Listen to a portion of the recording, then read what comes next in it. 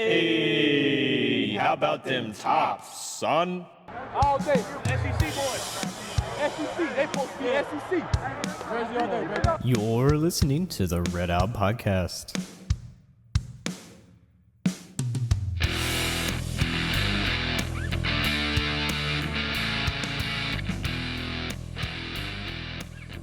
What's up, everybody? Thanks for tuning in to another Red Out Podcast. As you can tell, this is Jared, not Devin. Surprise, surprise. You never know what's going to happen. Kind of taking over the reins a little bit, maybe the next few weeks. So we'll see how this goes. Going to have a lot of fun tonight for you regardless. Got a lot of fun stuff going on. So no telling what we'll have. We'll still have Devin coming on. Devin, is that you right now? Here. Yeah, that's me. Oh, I'm in here. What's it feel like to be a guest on your own show? Yeah, it's a lot more relaxing, I'll tell you that right now. Putting in all that hard work for you. Yeah, I appreciate it. Yeah, we are 6 days out from the eviction of baby Stuart from the womb. So we'll see how it goes. Yeah, officially on that countdown, I guess, aren't you? Yes, kind of excited, nervous, I guess. We'll just see how it goes. Yeah, absolutely. So, did you have a good week and everything? Yes. Everything went well. So far, we're scheduled. I had to go to the doctor with her today. It seems like she's going more and more here lately just to see, kind of what's going on. But that's basically my life in a nutshell: work and then go to the doctor. So Sounds fun. Living the American dream. Tons of fun, let me tell you. Tons of fun. Yeah. So, yeah, you'll be thinking about me. We'll be there 7 a.m. on next Wednesday to start the process, I assume. So we'll see how it goes. Yeah, well, definitely. Yes. Yeah. No, you're good. You do your thing. I'm just sitting back. Yeah, this is your baby tonight. Yeah, I mean, that's fine with me. Just kind of get used to everything. I assume Ross is probably about to join us here in a little bit, but I guess we can go ahead and go into winners and losers because we do have a lot to talk about with that. So I'll go ahead and ask you first. Do you have any winners and losers for this week? My big one, I know it's going to surprise a lot of people, but my big one, my winner this week is Derek Jeter. Getting inducted into the Baseball Hall of Fame. So almost unanimously. Almost, yes. Well, I think on, one of the stats, for whatever reason, I was at Texas Roadhouse in Elizabethtown, and that was on, and so I was kind of watching in the background, and on one of the voting things that they do, he got 100%, and then the other one, he got 91% or something. So, Derek Jeter was always my favorite New York Yankees. One of the reasons I followed the Yankees as much as I did. I just always enjoyed him as a player. He's great. Yeah. You never really heard a lot of lip out of him. There was no issues, and can't complain. He was just a true player of the game. I mean, he was really good with that. But I have to ask you, did you hear what Jalen Rose said about how he was the reason that he started playing baseball in the first place? Did you hear that story? No, I did not. Oh, this is actually really funny. So Jalen Rose, he's a former NBA player. He played for the Pacers, and he's most notoriously known for being the guy that was guarding Kobe Bryant when he dropped 81 points, which the anniversary of that was not too long ago. But he was talking on, I think, either one of the ESPN shows, and he said that he actually went up against Derek Jeter in an AAU team. He used to play basketball a long time ago when they were kids. And he said that his team beat Derek Jeter's team by 100 points. And after that game is when he made the decision that he didn't want to play basketball anymore. He was going to play baseball. So he basically took all the credit of making him a baseball player, which I thought was really funny. Yeah, that's really funny. So you mean actually a basketball player, not a baseball player, right? Well, I mean, yeah, technically. Yes. But I mean, it is kind of crazy. Go ahead. No, you're good. I'm kind of getting distracted because later in the show, and actually who my loser is for the week, I'm kind of trying to do a little research here for my favorite brawls. So for those of you who stick around and listen to that, that'll be a lot of fun when we get to that point. But anyway. Yeah, Yes. because I was going to say with my loser, I'll just go ahead and get it out of the way because this was the inspiration of what we'll talk about later. Is the entire state of Kansas is my loser because I'm pretty sure everybody knows about now that Kansas and Kansas State, the game that they just had not too long ago, where tempers started to flare a little bit. Like what happened is that one of Kansas State players broke one of the cardinal sins of unspoken rules in basketball, and they were losing by like 21 points or whatever the deficit was, and that Kansas was just going to run out the ball, but one of their players thought he'd be a hot shot and steal the ball away from him and try to do a dunk at the other end. So I mean, he stole the ball and was running it down, and then the Silvio De La Sosa, I think that's his name, he came and he blocked his shot, and that's a good statement to make if he would have just left it at that. But instead of just leaving it at that, the Kansas State guy falls on the ground and he blocks his shot, and then he's standing over him, and then that's when they start shoving and swinging, and then before you know it, somebody's got a chair, and then all of a sudden I hear Jim Ross's voice, just WWE commentary in my mind as I'm watching this, and I'm just like, there are so many terrible things that could have happened with this entire situation, and thankfully it didn't. Yeah, because this was where they were fighting at was a fan area too. It wasn't necessarily like students, but it was definitely something to worry about.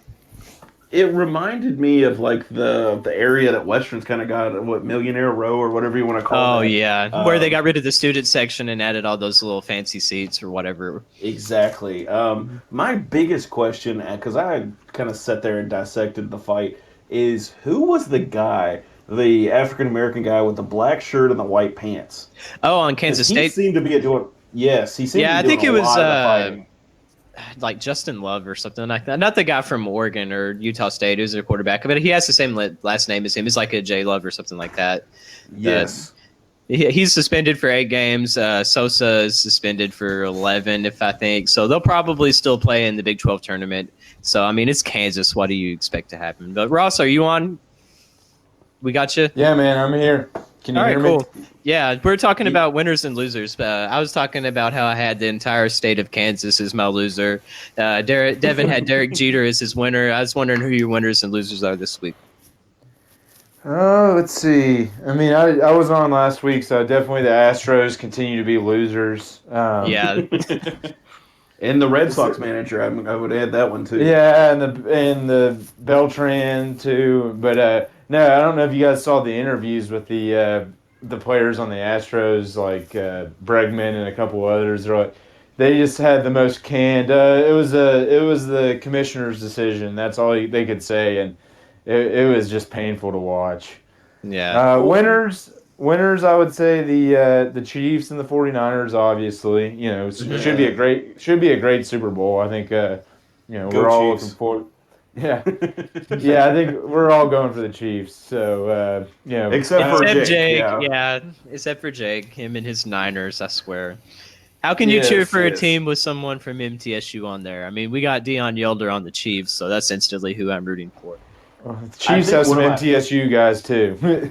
I think one of my favorite memes, though, is that Aaron Rodgers finally led the 49ers to the Super Bowl. I was like, yep, that is so true. That's so true. Yeah. But my thing is you were talking about the Astros a minute ago, Ross. The big thing isn't this just Spygate 2.0? I mean, essentially. Isn't it just Spygate? I mean, I guess, but did the Patriots win a title during Spygate? I think they did. Yeah, I want to say they did. I think they did. I don't know. It's not very often they haven't won a Super Bowl. So. But wasn't Spygate like only with the Jets though, and it wasn't towards basically that was a whole whole playoffs, whole everything else. Spygate was like one team, wasn't it? I'm just trying to. It was a long time ago. Quick. Yeah, I know. Yeah, let's see. They videotaped the New York Jets defensive coach's signals. Yeah. Yeah, so I mean that was 2 games a year as opposed to half of your home, half the schedule all year. Yeah, there's definitely a big difference. I mean, I think it's huge. It is huge. I think, personally, hot take, the whole reason they're not punishing the players is because they know the collective bargaining agreement's coming up and they don't want to rock the boat with when they're about to negotiate with the union. So that's why the Yeah. players are getting off scot-free, and they just punish the manager, the general manager, and a couple coaches. So, but, So my thing is, I mean, what would they do to the players? I mean, I'm kind I of. mean, you could either suspend them. I mean, you could probably suspend them, which, when you're earning $20 million a year, that's a hefty suspension. It's not like a little slap on the wrist. So, And I mean, that would be what I would do. Don't they get a bonus kind of like whenever they go to the World Series and win that? Yeah, maybe you get that off their salary or whatever. I don't know. And I was going to say, I would feel like they'd have to pay it back, but yeah. Well, the team Yeah. awards that, not baseball. So who knows? I mean, it's a whole mess, and it's kind of funny that it takes a big scandal like this for people to talk about baseball in the middle of football season. So That is true. Yeah. Guys, I mean, y'all exactly. know all the baseball lingo and all the stuff that really went on with that, and I've kind of been reading into it a little bit, and I'm just like, it sounds like a really bad thing. Even well, just not the whole, knowing much. the whole like undercover videos where there's like banging in the background, and then it was just obvious. I mean, it's just crazy. And I read an article. It was basically internet, like just people on the internet, sleuths were like just finding old clips and just piecing it all together. It was crazy. They did the investigation so much that baseball had to respond to it. So, I mean, it's kind of cool. Like technology today, it's like it's like one of the coolest things ever, and it's one of the biggest downfalls of our society. So it depends on how you look at it. So Yeah.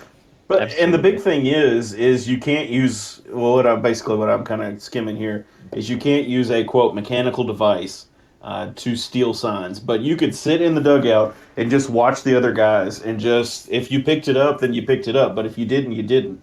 I think it was the fact that it went past normal gamesmanship to like a high, sophisticated cheating with cameras and devices and banging noises and everything else. I think that's why it was, it wasn't like, oh, we found out their sign and we picked it up, and then the next day tomorrow it's different. It was basically like the people had no idea, and it was, I mean, if you knew. I saw one of the pitchers said, I'd rather face somebody who was totally juiced up on roids than somebody who knew the pitches that were coming, which I totally agree. So, My thing is actually there's a really interesting part here, and I never thought about using this way.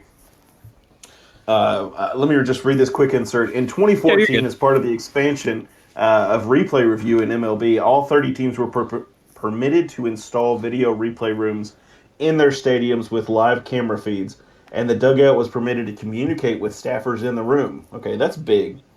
As MLB realized that teams were potentially using the video replay room for other purposes, aka including sign stealing, MLB placed league officials in the replay rooms for the first time beginning in the 2018 playoffs. That is from the Wikipedia for the Houston Astros sign stealing scandal. So for those of you wanting to know more, check that out because it's pretty informative. But that's just crazy to think that once the replay rooms came into effect that this became more prevalent apparently. Yeah, that is kind of weird. But, I mean, kind of shifting from that, I guess we can go ahead and go into some of the other stuff. So I thought we could talk about some Pro Tops updates because there are a couple to talk about. The biggest one, of course, being Deion Yelder being in the Super Bowl with the Chiefs. For the second straight year, we're going to have the former Hilltopper tight end that's going to be in the Super Bowl. Of course, Tyler Higbee, he's a little bit different. He just came off another phenomenal season. Yelder, he hasn't got as much playing time. He's like more of a 2 or 3 tight end. But, I mean, he still had a big catch in the game that they had for the AFC Championship.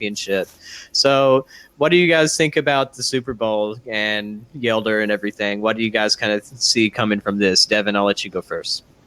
Okay, yeah, I've always been a huge fan of Deion Yelder. I always liked watching him when he played at Western. And for him to be in his second year and he's going to the Super Bowl, I mean, it's super exciting.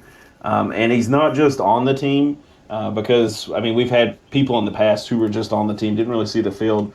But with Yelder, I mean, he's actually being productive. And it's awesome. It's nice to see. And, just hopefully I'd love to see him get a Super Bowl touchdown and, at least 2 or 3 against the 49ers. I mean, that's go Yelder as far as I'm concerned. So Yeah. Ross, what do you think? yeah, I think, I remember when I did the news and notes or the Big Reds reads this week. Somebody got on me about. I guess technically Bobby Rainey has a Super Bowl ring, but he didn't play Yes. in the game, and he was on the practice squad or whatever. Mhm. But Yelder, if he wins the game and he actually plays, which he played. Let's see, he played 5 snaps in the first game against the Texans and 2 against the Titans. So he actually plays. He'll be the first Hilltopper to play in a Super Bowl and win it. So, it'd be another reason to cheer for Kansas City if you're not Jake. So, and you gotta think about Yelder too. Like he was literally buried on the depth chart when he was at WKU. I think before his senior year, his only highlight was that blocked PAT against MTSU. Which even if he only did that, he would have had been a fun little fact. But the one really bright spot of Sanford's tenure was him developing during his senior year, and it's kind of cool just to see a guy. I think he was a walk-on from here in Louisville, from Southern High School, which is one of the non-traditionally good high schools. So he really just kind of picked himself up from the bootstraps, and he made it to the Super Bowl. So I think a tight end U will keep going strong, and I think Josh Simon, who is only going to be a sophomore, will keep that going for sure. So Yeah, I definitely think Josh Simon could be a quote Deion Yelder Jr. I mean, so to speak. I actually think he could be better than Yelder, but we'll just have to see. Higbee Jr. Yeah. Yeah, I mean, it's a great Exactly. problem to have all these amazing tight ends come out of Western. It's really good to see. So I would love to see him get a ring. Higbee got close last year because of the cursed Patriots. Hopefully the Super Bowl will be vacated years from now anyways, just because it's New England. What else is new? But another tight end, from a tight end U member, Jack Doyle, with Travis Kelce being in the Super Bowl and everything, he's going to be added to the Pro Bowl. So how many Pro Bowls does this make for him now, you guys know? 2. 2? Yeah. So it's good to see another former Hilltopper be able to be in the Pro Bowl, even though it's not really what it used to be. I mean, it's still a good honor in the NFL to have. So, I mean, he gets a bonus for playing in it. So Yes. yeah. I'll be the first. Another hot take. I don't think he really deserved to make the Pro Bowl this year, but you know what? He's been in the league 7 years. I was looking on Pro Football Reference.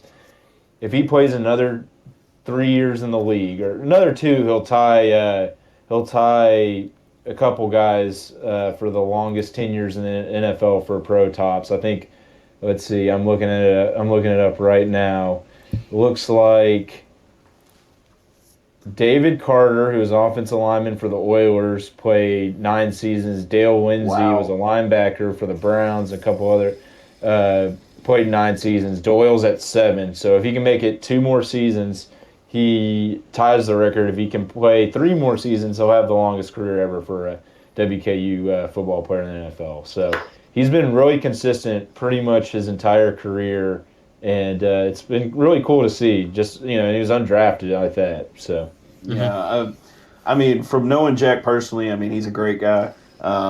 And if you went off of just awesome personality, awesome, I mean, just a giving heart. I mean, because he does a lot of stuff for those kids up in Indianapolis.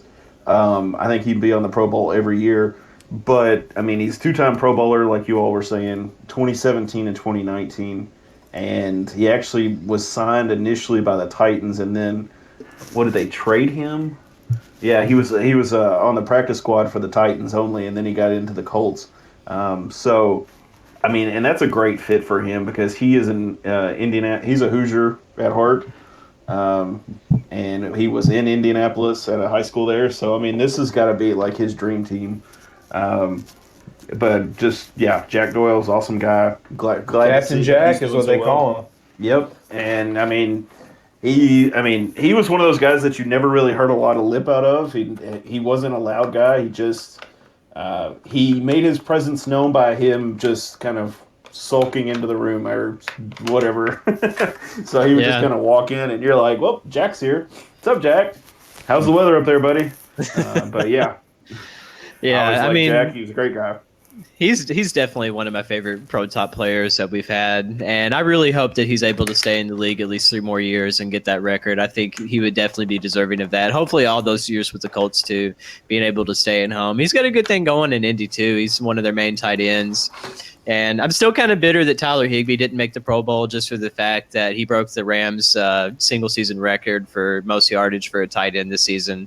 I was really hoping he could maybe get the nod, but I mean, So here's a question: do the fans vote for the Pro Bowl, or how does that work again? I don't even remember. The game's such a joke. The game's such a joke. It doesn't really matter. But yeah, I think the fans actually vote for that. well, I think then that kind of explains why Higbee probably didn't get in, because he was having a very mediocre season until the last month and a half, and then he got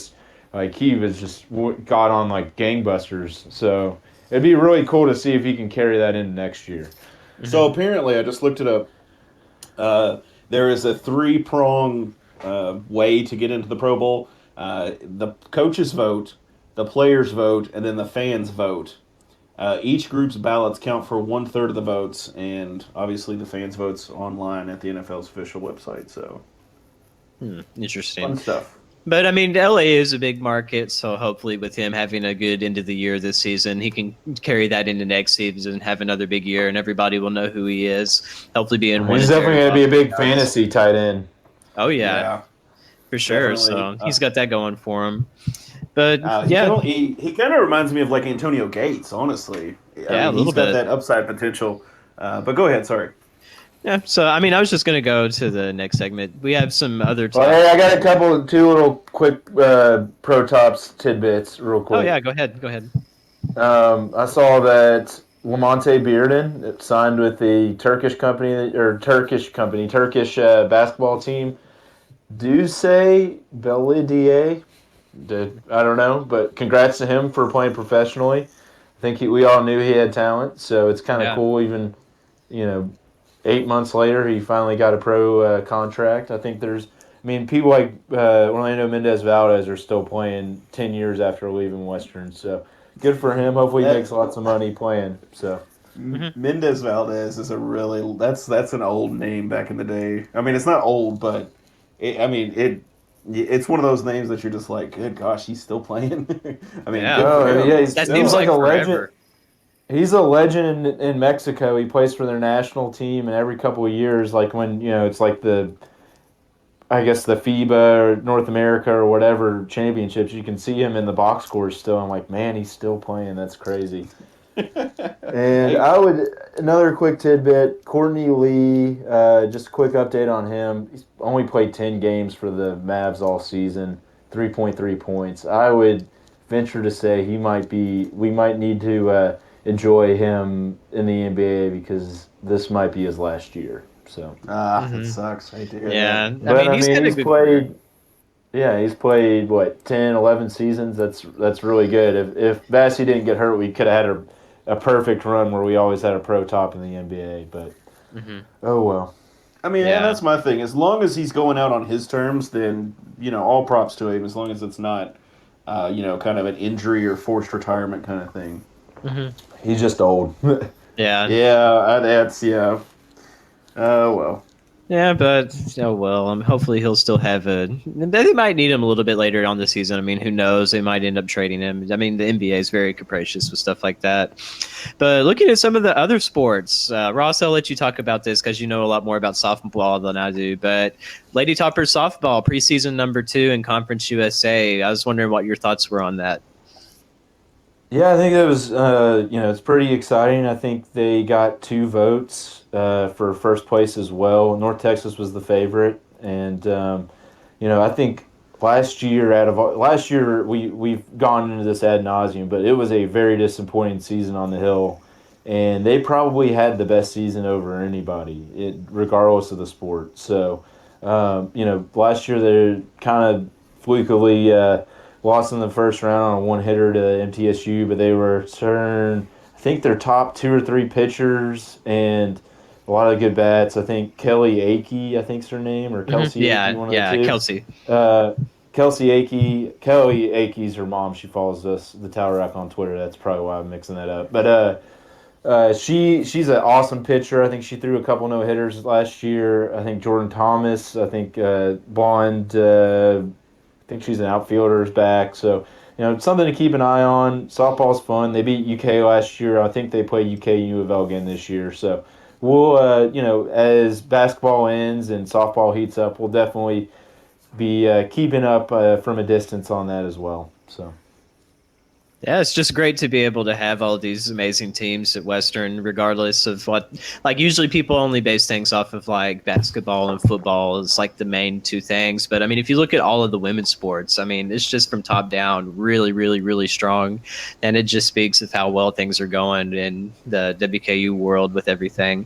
And speaking of other women's it's sports, something. Yeah, it's something you don't really brag about, but you care about. But when they have a good accomplishment, you can kind of puff up your chest and kind of get into something like that if they're having a good year. So.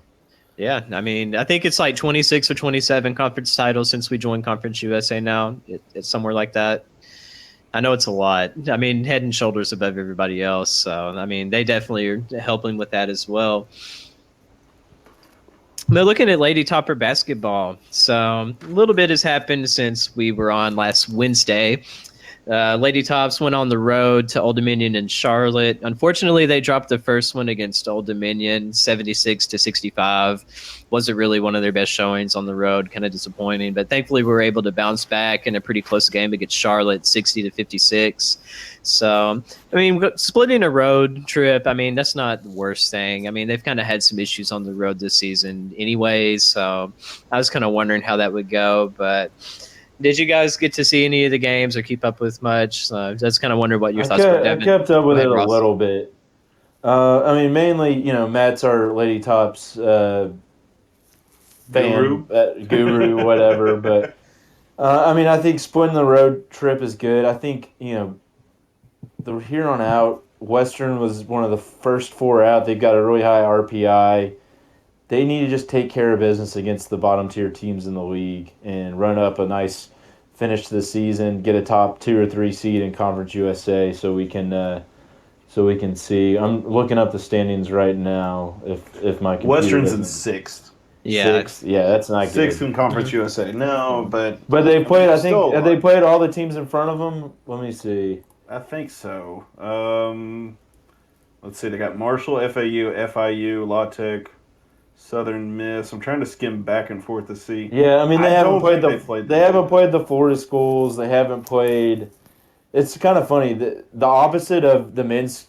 Like if the men, they're only playing Marshall this week, so Marshall's a bad team. But like whoever the men are playing, the women are playing on the road, or vice versa. So it's you kind of got to think of that in mind. That's how Conference USA did their schedule this year. So they've played mainly. They've played Rice, Old Dominion, MTSU. So they've played like most of the top teams in the league. So, come on out. They had a great non-conference.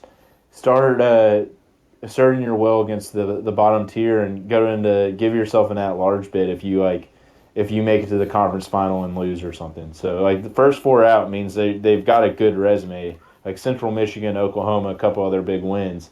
You got to start stacking up victories. So yeah, I mean they're 6-0 at home too, which is a good thing. But you'd like to see them get some more road wins because those are pretty important as well. But yeah, I mean if you live over in the Huntington area, I guess go see if you can check out the Lady Tops. It'll be on ESPN Plus at 12, I want to say, Central Standard Time. So be sure to support the Lady Tops, help them continue to climb up the Conference USA standings a little bit. But that brings me to probably my strongest subject, and that's the men's team. And even after 3 games that have happened since we did a podcast, I'm still just as confused with this team as I was beforehand. Because, I mean, apparently it's just comeback season for the Tops. Because I'll go ahead and just kind of go through these really quick, and then I'll let you guys get your thoughts in on this. So the first game was Thursday against Old Dominion in Diddle. I was at this game, and it was just not their best game at all. I mean, of course, still having that issue against the 2-3 zone. That's been the entire script the past 2 seasons for Western on offense, is struggling against that. But I will be completely honest. Like, I was done with this game. I thought that it was completely over. Like, I looked at the win probability, and it is hilarious. But I think it was with, like, 3:31 left in the game. Like, it was Xavier Green. He hit, like, one of the only 3-pointers, or I think the only 3-pointer that Old Dominion had in the game to make it a 12-point lead with 3 minutes left. And I was like, well, Old Dominion, we just can't beat them for whatever reason. Oh, well. I didn't leave or anything. There was a lot of people that left at that point, but I was still there, and I was like, well, let's just have some good effort and see what happens. And then all of a sudden, Tops start to go on a run. Jared Savage starts making some shots. Tavion Hollingsworth heats up a bunch. And then before you know it, just pure chaos ensues. The crowd that was still left that didn't decide to chicken out was going nuts. And somehow, I mean, we pulled this one out. I think that Old Dominion had like a 70% chance of winning with like 8 seconds left. And we still were able to pull it out and win 71-69. But I have to ask you guys on this one in particular, like, did you guys get to watch this? And if so, like, what were your thoughts watching this ridiculous comeback? Ross, go ahead. Which ridiculous comeback? Old Dominion. I know. I think a lot of familiar things that we're getting. This team never just looks focused and ready to start a game, and I don't know if it's just the personality of the people or scouting by the other team that gets them out of the rhythm, but they just love to dig themselves a hole. And I remember our group chat of the Old Dominion game last week. It was just like, man, we suck again and whatever, and everybody was mad, and it's like the pitchforks are about to come out, and then lo and behold, the team gets to press. Hollingsworth is really starting to take off, and boom, they come back, and it was just amazing to see how they did that with I think so much. It was basically getting to the line, forcing turnovers. Like they made that last 2 minutes of game, that was probably like 10 minutes of actual time. It was just crazy how much dead ball there was. And, I think that's where the team thrives. I think we've always said, like, when they get to run, when they have to run a half-court offense is when they thrive. And that's exactly what they did. And we kind of saw that again last night once we get to it. So, Devin, what do you think? And this is one of those games, especially the Charlotte one, where it's kind of like, the ODU is what I mean. The ODU game is just one of those games that it's like, hey guys, are y'all ready to stop, kind of messing around and let's just finish this or what? Because, you win at 71-69, and even just looking at the game flow right here, it looked like an ODU blowout. It wasn't really a blowout, but they had complete control and they should have won that game realistically. And the guys came back and took care of business, and that's all you can ask for now. Charlotte, completely different thought process here. What is it? 14 left in the second? Western just left them. Yeah. And that's great as far as I'm concerned. I would rather all the games be like that. And then you got Marshall. And Western plays Marshall, and with 6:35 left, Western just kind of slowly stays ahead of them. I would rather see Western just dominate the entire game and win and save my chest pains a little bit, or my angina, or whatever you want to call it. I didn't say the other, so just but no, just save my chest here, and I'm hoping 2 days from now they're going to play Marshall at 7:30. So hopefully Western can just take care of business again and keep us first in Conference USA, which I would not have thought we were in this position. I'm just saying. Yeah, it's been completely ridiculous just the way things have happened. But like you said with Charlotte, that was another game. I wasn't, like we were talking about this last week, we weren't sure how it was going to go because, Charlotte hadn't lost to anybody yet. But they come into Diddle and we beat them pretty sound, 80-63. And especially in that second half, this team is definitely a second half team. I wish that they could show up for a full 40 minutes, but, I guess I would rather take a really strong second half instead of just the alternative and not being able to finish strong. But, you have to give these guys credit just for being able to get it done. Tavion Hollingsworth these past few games has been incredible. He dropped 30 against Charlotte. He had 20-something against Old Dominion, looked really strong. And then 20 points against Marshall last night. That was another really good performance for him, especially on the defensive end. He did a lot. So I guess I'll go ahead and go to the Marshall game because we'll have some preview for the home game here in a little bit. But look at what happened the road trip. So Western on the road, Huntington and everything. It was on the stadium Facebook stream. It was okay, but it was really I didn't have interesting. any problems with it. Yeah. Yeah. I mean, it was pretty good. Do you know where the home game is going to be? I don't see anything on the ESPN app saying where it's supposed to be on. But It's same place. Their next 3, both the Florida games next week. It's all stadium on Facebook. So all right. get used to It's it. Yeah. If you don't have a Facebook, then that's really surprising, but be sure you tune into that.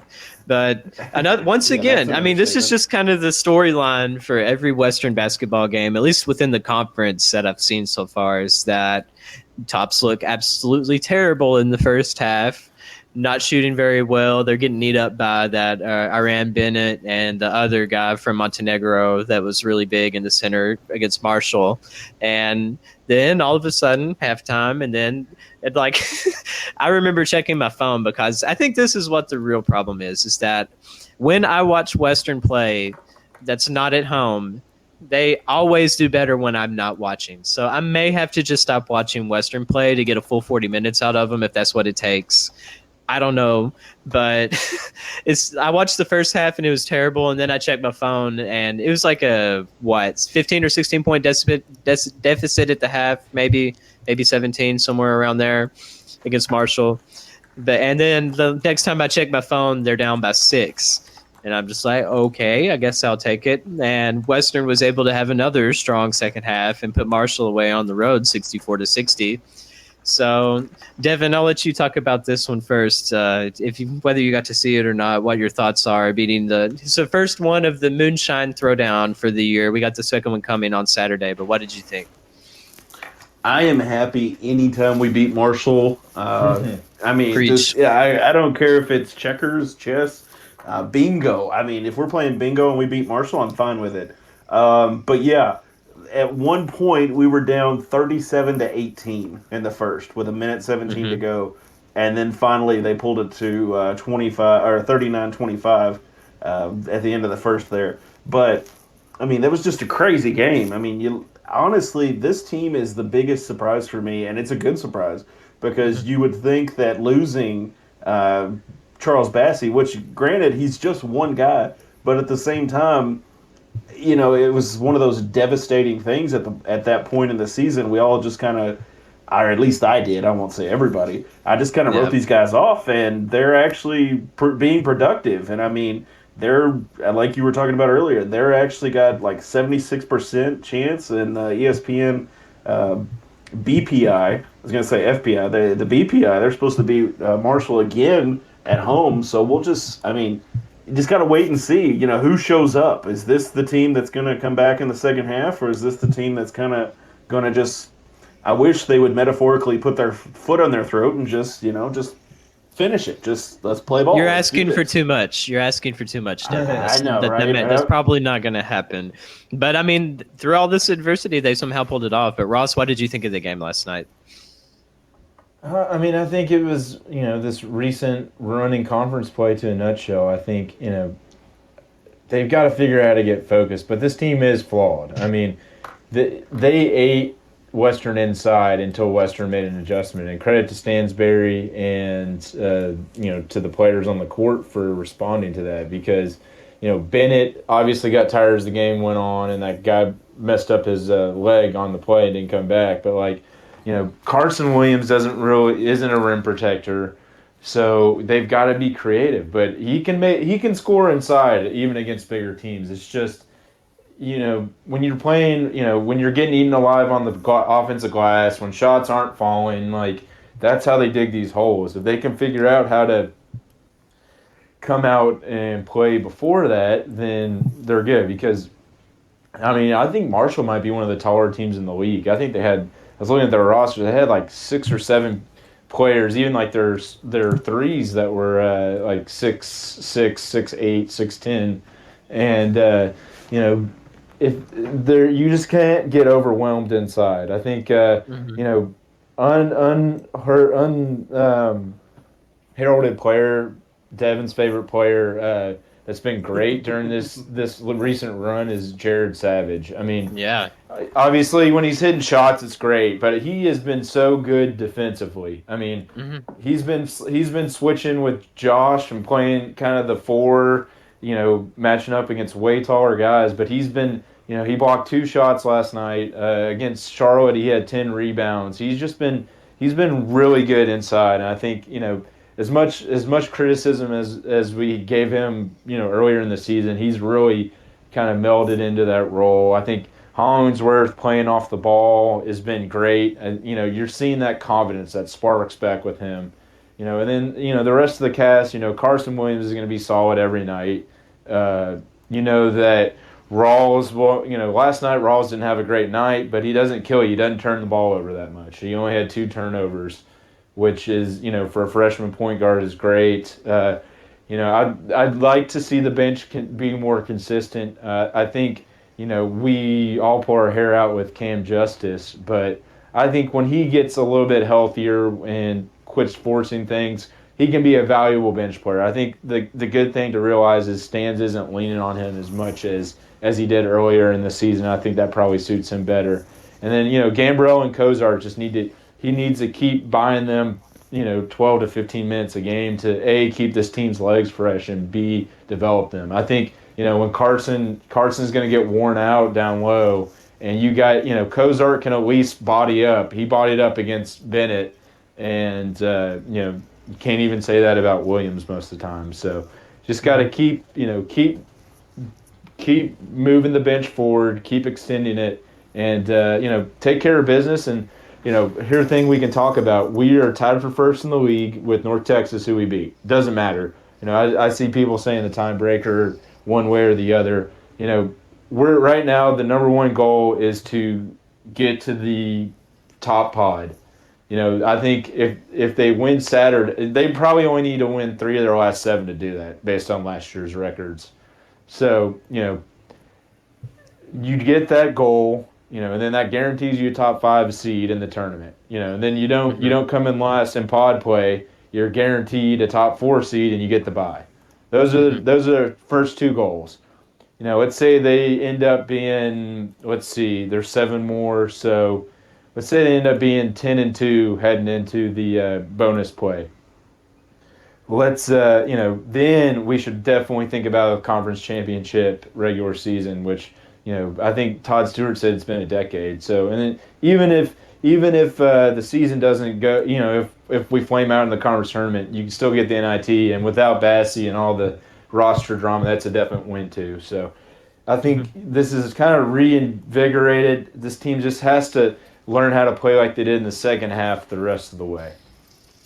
Yeah, I completely agree with what you said.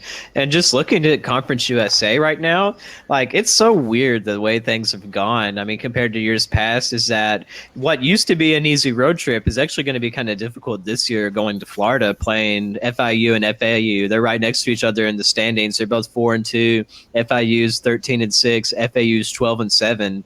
So those are going to be a pretty interesting road trips for sure. And of course, another one is going to be the 2 Texas teams, UTSA and UTEP as well. Both of them have underperformed. They were looking pretty solid. Well, UTSA never really looked solid this year. UTEP didn't look too bad at the beginning of the season, but once conference play got here, they haven't done too good. They're 2-4. UTSA's 3-3 in conference. Of course, Southern Miss, that's another game that we'll have. They're 1-5 in conference. So that should be a guaranteed win. If Southern Miss has to be a win. Every other game on the schedule, it's conceivable they could lose, but that one has to be a win.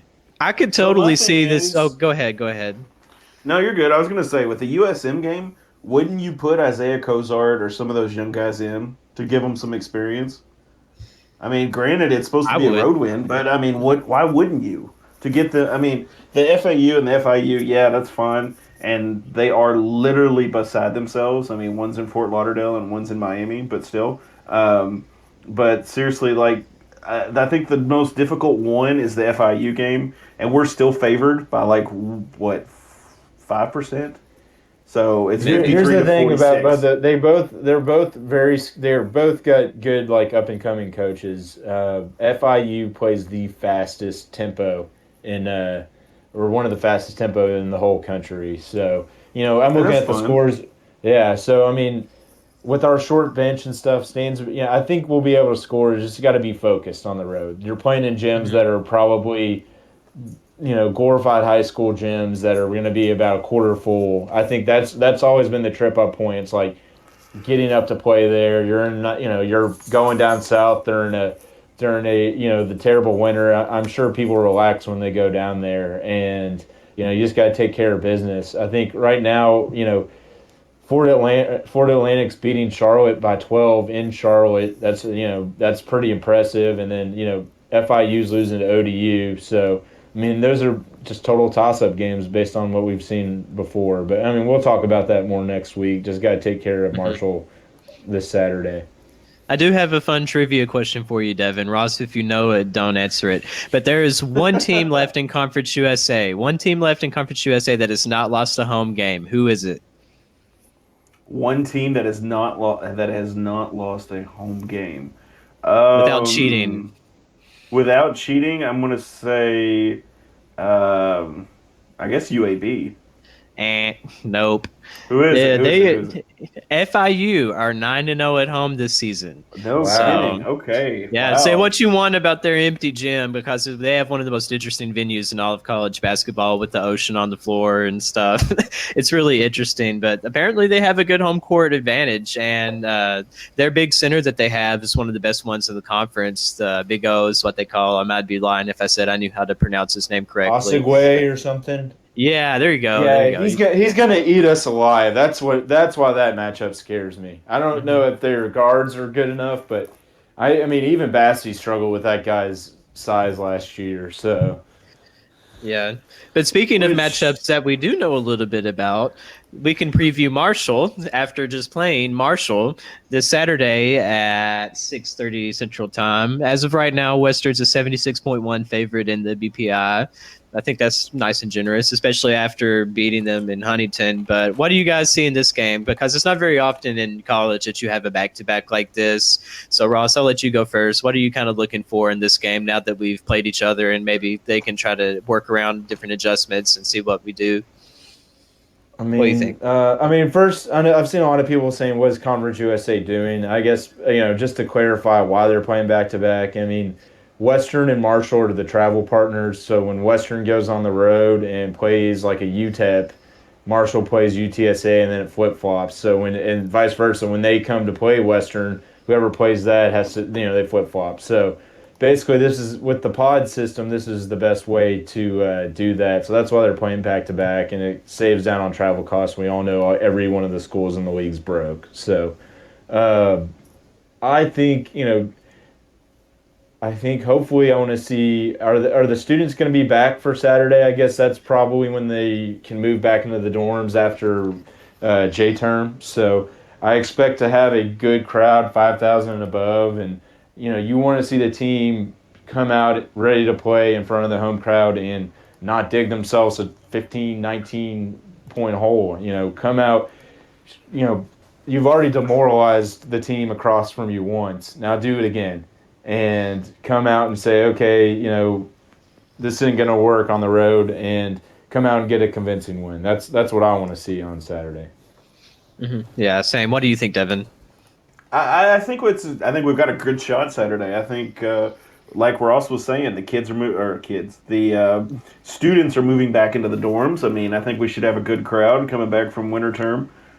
So I think there's a great chance to have a nice, lively crowd. It's a rivalry game. Some of us think it's a little more rivalry than not, but it's fine. With Marshall, I hope that the people show out. I hope the guys show out and just take care of business. I think Marshall will have some adjustments, and I think Marshall can come in and steal it from us if we're not careful. So I mean, I would rather not have a loss here. I mean, looking at the last 6-7 games here, I'd rather beat Marshall every time, but it's just me. Yeah, same. And Western, the only game that they've dropped at home this year was that atrocious game against Belmont. Other than that, they've been able to pull off some pretty ridiculous wins against Arkansas, North Texas, Old Dominion. So, I mean, the list goes on and on. Arkansas hasn't lost a game in regulation, so it's fine. No, that's changed. They have now. Yeah, they have now. Trust me. They got beat by Kentucky this past weekend. So, yeah. Oh, well. Hey, that's but fine. Yeah. I have to say, this conference is definitely one of the most interesting ones to watch, just for the fact that the way that the league is this year, any team can win at any given moment. So whether that's a good thing or not, I don't know, but Just take advantage. I mean, we're a flawed team this year. I mean, if there was every year you just sneak in. I mean, I've looked at some of the bracketology projections. Most of the people are putting North Texas over us because they have a higher net ranking, even though we have the tiebreaker. But we're looking at the 13-14 seed range, which is you're capable of an upset there. It's not like a 16 or 1. It's 13 or 14. You're beating a Purdue, Wisconsin type teams that we beat in previous years. So keep taking care of business. Let's finish in these last 7. Let's finish 5-2, 6-1, and really get some momentum going into the into bonus play. So here's my thing. go for it. Wouldn't it be crazy if after this entire season, Western makes the tournament? I mean, it's because possible. honestly, when Bassey went down, I don't think any of us actually thought it was possible. I thought it was I mean, possible because Conference USA was so bad, but I didn't think it was going to happen. Yeah, I mean, it was probably. I mean, granted, it was probably like a 90% chance that Western wouldn't make it in your mind, right? I mean, that's how that's how I was thinking. I was kind of like at maybe like 25-30 because even before conference play started, Louisiana Tech and UTEP were really the only two teams that had proven anything, and then UTEP slid and Louisiana Tech lost some tight ones. So, and I mean, we could really we could lose the next 3 games. I mean, I want to start seeing that consistency. Start coming out ready to play. Start beating teams by 10 that you're better than, and you're going to play some tight games along the way. But let's carry on that strong play the rest of the way. Yeah, Completely agree. Yeah, we'll see, though. I feel like our team has the vibe of they could either lose a bunch in a row and then finish really strong or win every single game except Southern Miss and blow that game because who knows? Nobody knows. As soon as I think that I figured this team out, something ridiculous happens and changes my total aspect on life. But with that being said, I want to discuss something that happened this just a couple of days ago. I talked about it as my loser for the week. Kansas, the entire state, not just the university, but especially them. They got in this huge fight. I mean, it's a rivalry game, of course. Tensions are going to be kind of high anyways, but it was kind of a runaway, and Kansas State tried to steal the ball and with time going out, and of course Kansas was like, you don't do that in our house, and then DeSosa came and blocked them and chaos ensued. Before you know it, somebody's got a chair, people are fighting, and it's just a bad look for both of the universities. But see, something that always happens, though, is that you're going to have fights in sports. I mean, in some, it's more okay than others. Like, I mean, hockey, people always say that a game broke out in the middle of a fight. That's how hockey started.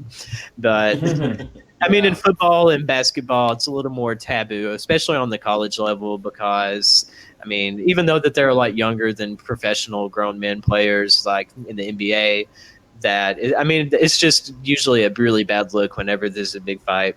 And I was going to talk about if we have like a favorite brawl memory or a sports brawl that left a major impression. Of course, as a Pacers fan, I try to forget that the Malice in the Palace ever happened because I do remember when that was all that was on ESPN that they were showing. I remember watching that live, just randomly watching the game. I was like, holy crap, did that just happen? Yeah, it was wild. Hopefully everybody knows what the Malice in the Palace is, but just as a refresher, it was the Pacers playing the Detroit Pistons in Detroit, and Ron Artest, the man, I'm surprised if there's not a 30 for 30 on him yet. There definitely needs to be because he's had that kind of career. It's wild, and the tippers were flaring him, and I think Jermaine O'Neal on the Pacers were getting into it with some of the guys, and them and fans got involved in it. And Artest, he basically lost his sanity and went into the stands and started punching people. And I'm like, sure that the fans may have been throwing stuff or whatever, but that doesn't justify you going into the stands. And it ruined what a lot of people think, that the Pacers had a chance of winning a NBA Finals that year. And for all of that to happen and lose some of their best players for the rest of the year because of that, absolutely killed any chance that they had. So thinking of what history may have been if that never happened, as a Pacers fan, is kind of sad. They could have gotten their first NBA Finals out of that. But, I mean, it happens. And, of course, the suspensions for the players in the Kansas fight. I know DeSosa suspended for 11 or 12. The player that was in street clothes for Kansas State suspended for 8. I think there were some 3-game suspensions for some of the other guys. But fighting in sports happens. I mean, it's not an uncommon thing. I mean, even in Conference USA last year, La Tech and UAB, they got into it. And La Tech had to finish the game with only 4 players. So, I mean, it happens. But historically, like through all sports, Ross, I know you're a big baseball fan, and I'm sure you've seen your fair share of baseball brawls. But to you, are there any particular brawls or big sports fights moments that you'll always remember? So you go first with this, Ross. Well, definitely the Malice in the Palace was probably number one for sure. I knew you were going to take that. Yeah. Just looking through some of these lists. I mean, last year as a Reds fan, the Reds Pirates like fights they had where Puig tried to take on the whole Pirates team, and it's like there was that meme that looks like a Renaissance painting. And then there was like Amir Garrett like trying to fight the whole throwing a punch at like 4 different Pirates. It was great. But I think some of the classic ones that you guys might remember baseball wise. Back in 2003 during like the big Yankees-Red Sox thing when Pedro knocked out the 72-year-old assistant coach Don Zimmer. That was pretty funny. And I think what was another good one? Trying to think. I was reading some other ones.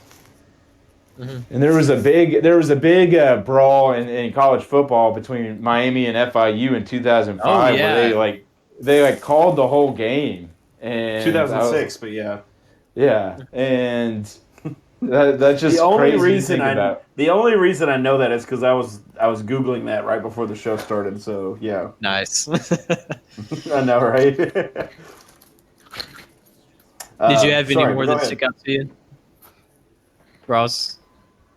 That was the main ones. I think that I had to give my Red shout out, and just the fact that a top pro athlete decided to go after a 70-year-old coach, in the middle of thing is pretty great. So if you have some time, look up YouTube, Pedro versus Don Zimmer. It's pretty funny. All right, Devin, what you got? Okay, so it's not at the top of my list, but the Andre Johnson versus the Tennessee Titans Portland Finnegan. back. I remember that. Yes, that was it was entertaining, but it was really short, and it was really funny. And of course, I did have the Miami versus FIU 2006. That happened in October 2006. And that's a crazy fight. You need to look them up on YouTube because they're hilarious. And then the Boston Bruins versus the New York Rangers. That was another crazy fight. Basically, any hockey fight is going to be funny to watch, or fun to watch because they're crazy. Baseball fights. I've been pretty much a fan of any and all baseball fights because I think they're hilarious because they're so crazy sometimes. And then, of course, my top one, it was already been said, but the Pacers versus Detroit in the Malice in the Palace fight. There was supposedly a basketball game before it, but it was not supposedly. really watched that much. So after that, it was just a big fight. But yeah, I mean, it's crazy to see these fights, and as entertaining as it is to watch, I mean, at the same time, you got to think that some of these, I mean, there's kids watching this. And, you got to think of them. When I was in high school, when we started to play football in high school, they passed out packets to all the players. And it was this poem called Little Eyes. And essentially, I'm not going to bore you with the poem because I can't remember all of it anyway. But essentially, you have to remember that there's these little kids that are going to be watching you. And, they take note and they see you do stuff or say drop an F-bomb or do this or that. And you've got to remember that there are kids watching you. And they see this and they think it's okay. And it's not. I mean, for DeSosa or however you say his name, to pick up a chair and act like he's going to hit somebody with it. I mean, come on, man. How many of these little kids are going to try this stuff when they get, in high school or something? So grow up, I guess, is the best thing for me to say. But yeah, I mean, and I guess I would be remiss not to mention some of Western's biggest fights. So Western got into a big knockdown brawl with, I want to say it was Southern Illinois, the Salukis. Didn't they swing the hammer or something at them, and that's why they got rid of it? No, they didn't get rid of it. But they were not allowed to bring it on the sideline anymore. The sledge was a big tool that Western always said that was the symbol of the defense was the sledge. So they were. There's that video of that strength coach breaking it over his head that's still on the internet. Yes. Oh my gosh. So yeah. No, you're good. But the big thing for me was that fight. Western was up. It was basically like the Miami FIU game. Western kicked the last second field goal and won the game. And the fight started, and the sledge came out. I believe that was when we were in the Gateway Conference because when I first got to Western and you two, Ross, both teams would have to meet. All players met at the 50-yard line and shook hands, and then they both went back to each side. And that was the reason because of Western's fight with the Salukis. Excuse me. And I remember that story, yeah. That was pretty infamous. And I think it was the Salukis. I may be wrong on that. So if you all know, go ahead and comment or send us a message on Facebook or Twitter or whatever. And then, of course, Western almost getting in a fight with North Texas the first time we played them. Mm-hmm. It was miserable. God, I hated that. It was awful. But it was like 32 degrees. The wind blows and it turns to snow, and then it stops and it turns back to rain. I was miserable. I mean, Western was up at half, and then we come back out into the second half. Western's down. We end up losing the game, and at the end of the game, I'm pouring out my water bottles, fixing to start packing stuff up to go home, and nobody's come off the field, and I'm facing the stands, and I turn around and look, and Western's on one side of the 50, and North Texas is on the other side of the 50. And the coaches are all in between trying to break them up. And I was like, oh, snap. This is going to be fun to watch. I don't think any real punches ever got thrown, but I think Western had a lot of footballs thrown back and forth between the two. And it was really fun to kind of be welcomed into the Sun Belt at the time. To be welcomed into the Sun Belt that way. So hey, Devin, I looked it up. It was against Western Illinois, and it was a Western Illinois. Game. Good call. Good call. It was on the road. It was in the quarterfinal, and Western had a player, Chris Revere. He was kicked off the team for using the sledgehammer during the brawl. So the 2002, I think that was that was Elson's first year. That was the year after they won the 1AA national championship. So Elson was coaching to continue the run, and then the next week they would lose to, let's see who they lost to, Georgia Southern. So it's crazy the fact that that sledgehammer game might have bit him in the butt that year. So yeah, you're not kidding. I do see where Jared, you posted that into our group chat. Yeah. So yeah. Yeah, I found the video on YouTube, hilarious. but that is definitely pretty wild. But let me ask you guys this question, because it is something to think about. Like, even though it's a rivalry game, like with Kansas and Kansas State, does that make it an excuse for them to kind of let some tempers flare a little more than maybe like a regular game? Because other brawls that have been notorious, of course, Xavier in Cincinnati in 2011, that was a big one. Oh, I remember that one. They almost canceled that game. Yeah, that one was pretty wild. But with the fact of it being a rivalry game, does that change anything about it at all, or is it still just as bad in your opinion? Devin, what do you think? I think tensions are always high in rivalry games. I think players kind of get let the heat of the moment take over, and I mean football is probably going to be the worst for fights and stuff, especially in rivalry. But Does it justify it? No, but I think I understand it a little bit better than some of these other fights, if that makes sense. I mean, it's never called for it, but it's a little more understandable. But I mean, I'm sorry, I did not agree with the whole standing over the Kansas State player when it happened. So I was just kind of like, nah, I just don't get that. Yeah. Hey, you block this shot, the game's over. Just walk back to your bench, dude. Just go on. I mean, you've already dominated them. It's 81-59. What else are you going to do? Yeah, that's the best. That's the way I view it too. Ross, what do you think? Yeah, I think. I mean, I don't think the rivalry mattered. I think it was just personality, and they were probably talking smack the whole game. I think another funny thing, just thinking about it, was that WK U of L almost fight that happened. Oh man, I was at that game and it was so fun. I still wanted Ray Harper to punch Pitino in the head so bad. I still wish he would have done that. I don't care what the NCAA would have thrown at us; it would have been worth it, in my opinion.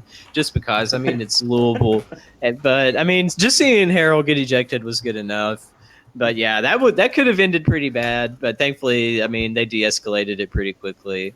Yeah, it kind of that was the almost fight, which would be a fun little category in of itself. But yeah. Yeah, thankfully we're not as dirty as some other teams that exist, so that's always a good plus. But I mean, that's pretty much all that I have for tonight. Did you guys have anything else you want to talk about real quick? No. Yeah, you've covered everything. Just as always, guys, just remember to like, share, and subscribe these episodes, and we appreciate your support, and thanks for listening. Yeah, absolutely. So be sure you follow the Towel Rack. We'll be covering the game on Saturday with tweets and recaps, all that fun stuff. Of course, be sure you stay subscribed with Podbean for Redout. Follow them on YouTube, Facebook, whatever social media you use, except Instagram because Devin's a boomer, but it's okay. Hey, Devin, is this going to be your probable last show for a couple weeks because of the baby? I don't know. Next week we are scheduled to induce on the 29th, is what I was talking about right before you came on. So we're gonna be there first thing in the morning on next Wednesday. Take the week off, buddy.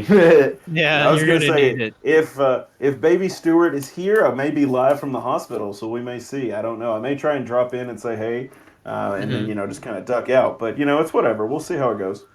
All right, yeah, definitely hoping all of that goes well for you guys next week. I'll definitely Good be luck, thinking about Devin, you guys. and good luck, Devin. And what's your wife's name? Kara. Good luck, Kara. I know you listen, so good luck. Yeah. Yeah, she listens from downstairs, so it's fine. But yeah, best of luck with that, Ross, Devin. I'll be trying to hold it down. Me and Ross will probably be doing a whole lot with podcasts until you're able to come back. I mean, don't feel super rushed or anything, but be sure you stay tuned anyways, because hopefully I will get better at being the MC, and of course I'll be holding it down. So as always, you're doing a guys, great job. as always, go Tops. Go Tops. Go Tops.